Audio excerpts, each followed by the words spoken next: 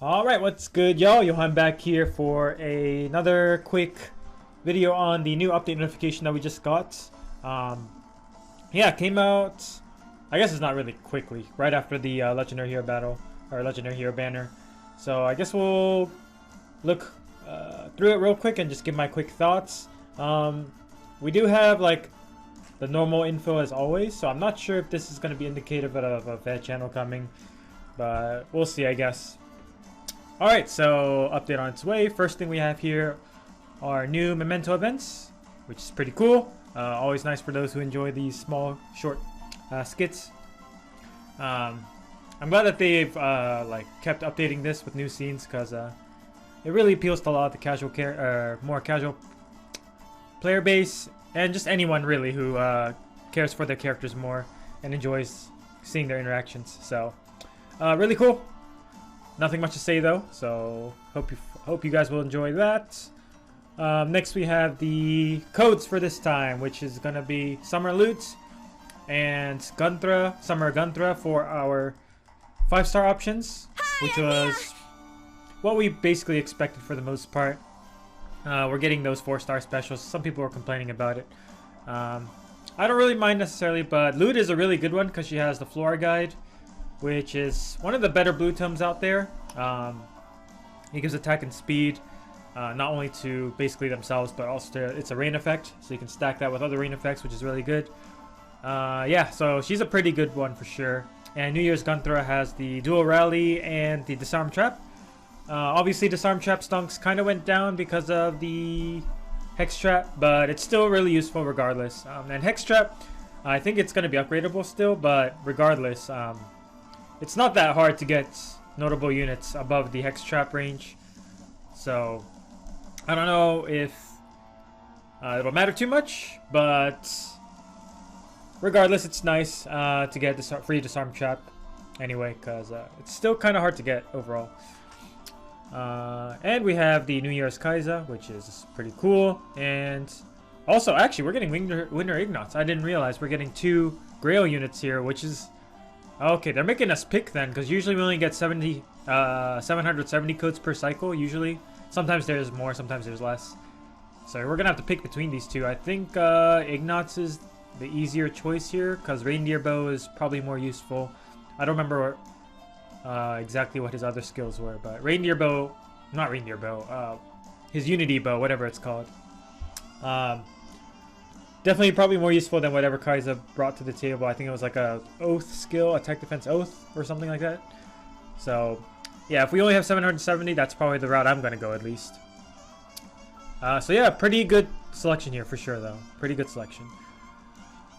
Alright, and the juicy part, our Weapon Refinery update. Nothing too surprising here.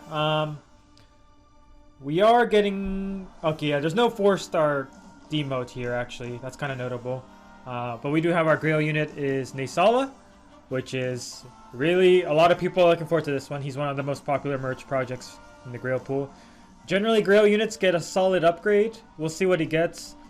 I'm not sure if he'll get Trace, because I feel like a lot of people already gave it to him, so that'd be kind of oof if he got that. So, I don't know. I feel like they'll make his true damage more akin to, like, Nino's Weapon Refine, where it's percent based, like 20% of speed, true damage, or something like that. That's what they usually do with that. And, you know, plus 5 attack speed, plus 6 attacks, or like plus, I guess nowadays it's plus 10 attack and speed with easy conditions. Probably could be something like that. And maybe some other extra effect on top of that. So, looking forward to NAESALA.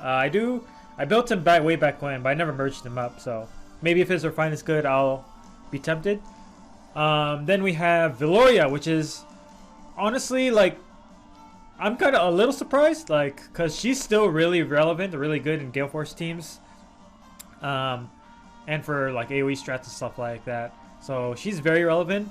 But what I'm guessing is they're going to keep her support, the support part of it, the cooldown part of it the same. They're going to leave that alone and just make her combat better. And she's going to get her upgraded tempo effect in her transformation, which is really nice for Gale Force strats. So, I'm imagining, like, you know, plus 10 attack speed or plus 8 all stats, whatever she's going to get. The tempo effect, keep the support effect, and maybe something else on top of that. So she's just going to be even more consistent as a Gale Forcer. So that's going to be something I'm looking forward to because I use her in my Gale Force team. Then we have Berkut, who definitely did not age very well at all. He was like a somewhat decent damage, like not damage sponge, but just kind of decent tank, I guess, back when he released. But even then, you know, his damage output wasn't great, and he was just missing a lot of things. He didn't really age well at all, and conditional DC is kind of oof. The recoil part can be cheesed a bit with some strats, but it's not really that reliable. So hopefully they buff him up a lot. He was really cool. He's one of my favorite fallen units for sure. And I'm probably gonna like use the codes path one we got to merge mine up, and hopefully use him in something, I guess. I don't know what. AA, I guess, but still. Looking forward to that as well. Next we have the Flora Refine. So it'll be interesting to see what she gets, because she's definitely in contention to be a really good far save unit. So we'll see. She still has the beast effectiveness, right? I believe so. Yeah, so she'll have some sort of niche, I guess, but that's not really relevant for far saving. So I don't know. We'll see what she gets. I know a lot of people are waiting for that, and Felicia. But yeah, I think she had the visible res check thing. We'll see if she keeps that. Probably will, maybe because Felicia had something similar. Yeah, so that's cool. And then we have Ranulf. Oof, this guy wasn't even that good on release. He has like a weird, he got an odd like drive support effect, which even when he released was already inferior to Cadence potential. I think it was like drive, what was it, attack defense or something like that. Maybe it was joint drive even. Maybe, but still, it wasn't really that good. It wasn't really that good. And his stat line was pretty eh. So yeah, he really needs an upgrade for sure. I feel like he's gonna get an upgrade in that stat or the support area too. He'll probably get that buffed, because unlike Caden and Valoria, like his actually is pretty outdated. So yeah, I hope, I know a lot of people, I know some people personally who are Ranulf fans, so I hope he gets the better end of the stick here. So we have all 5-star exclusives aside from the Grail unit.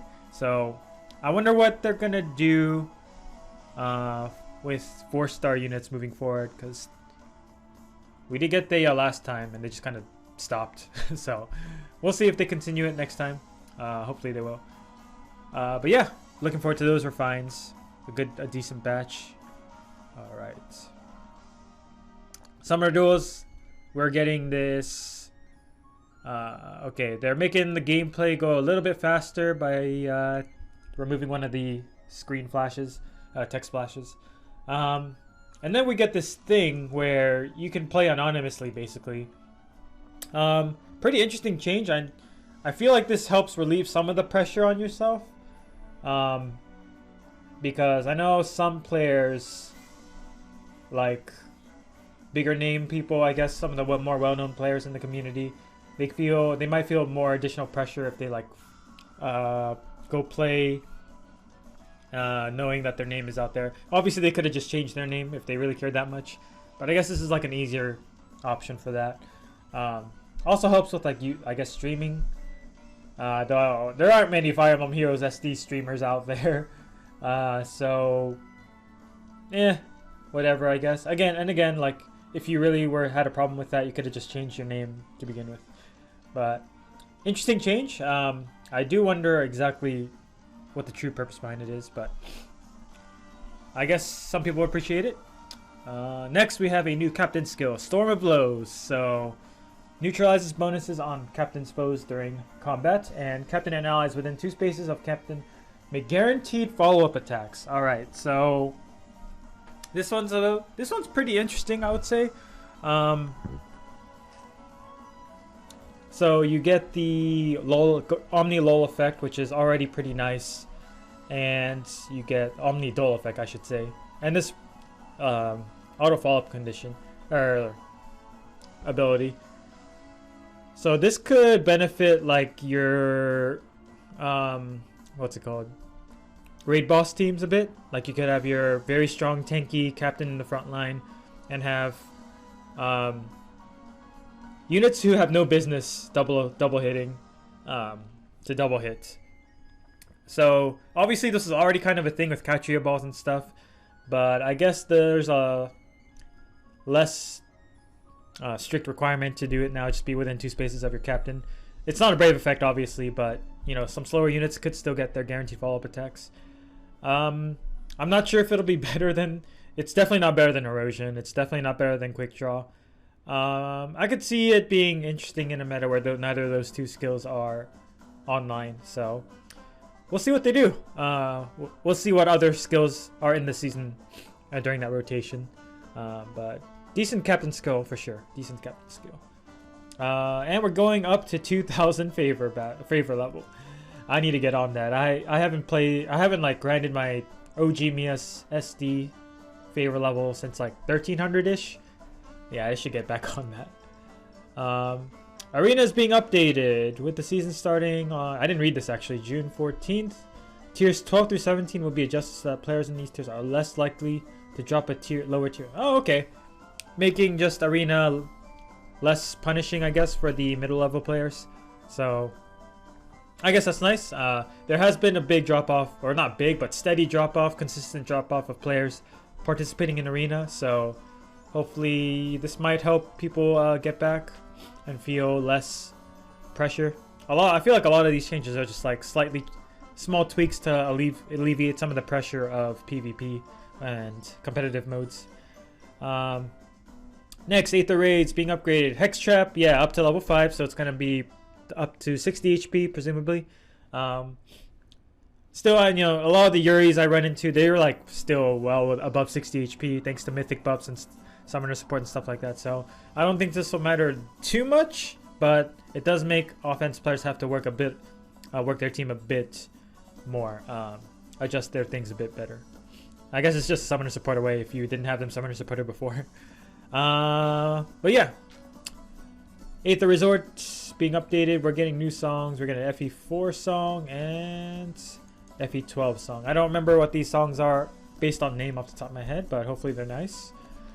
Okay, Mjolnir Strike, nobody cares. Boyd and Hilda are being added to Grail, so there is our infantry pulse source, which is nice, and our what did you have again? Vulture. Did you have Vulture Town? No. She was a good candidate. No, she has a PRF. What am I talking about? She has the Dominance PRF. So, pretty dope. And I think she had Ideal. Maybe it was. So, pretty decent additions. And we got some other stuff.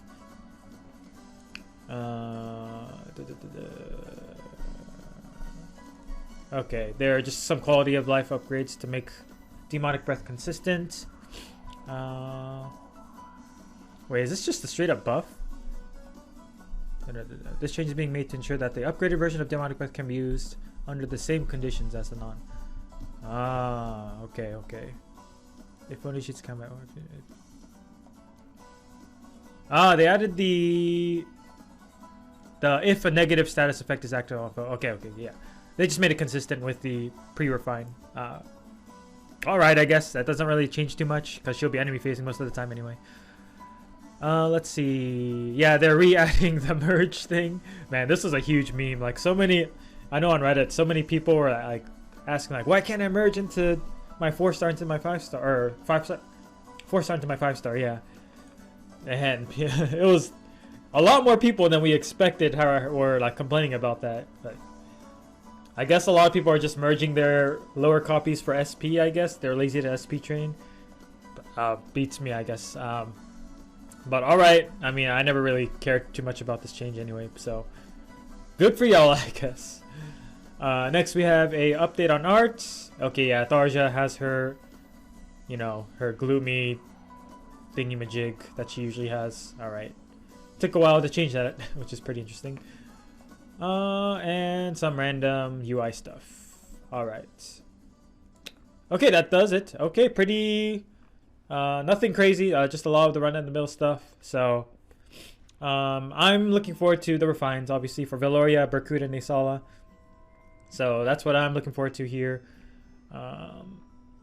Yeah, nothing else much to talk about, I guess. I guess I appreciate the infantry pulse here, because I merged my Merce at a +10. So, I'm kind of in desperate need. Well, I'm not in desperate need, but, you know, I've been really careful with my IP fodder and stuff, so... Alright, that will do it for this video. Let me know what you guys think in the comments below. What refines you're excited for, if you're excited for these codes or anything, if you had any plans for it, I'd love to hear your thoughts and stuff.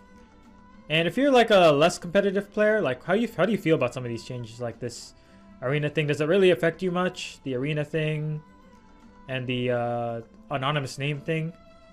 So I'm curious to know how you guys feel.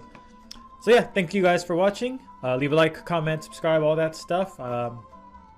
You know, it really helps this channel grow. And I'll see you next time, whenever that may be. I think it'll be a Abyssal Clear with Mia Emblem on the Mirror map. So, alright, see you next time. Peace.